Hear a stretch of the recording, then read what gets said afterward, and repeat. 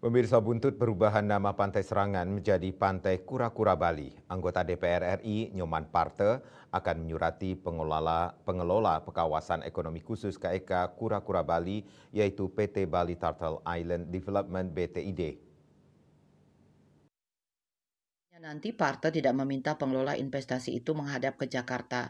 Anggota Komisi 10 DPR RI itu justru akan mendatangi langsung mereka ke Kek Kura-Kura Bali, Pulau Serangan. Diketahui Pulau Serangan di Denpasar Selatan, selain dihuni penduduk Bali juga merupakan perkampungan Muslim kuno, terdapat Pura Sakenan yang merupakan salah satu pura besar di Bali, juga masjid tertua, As Yuhada. Pantai yang mengelilingi pulau di sisi tenggara Bali itu dinamakan Pantai Serangan, namun namanya berubah menjadi Pantai Kura-Kura Bali sehingga belakangan pengelola mendapat kecaman dari masyarakat lokal.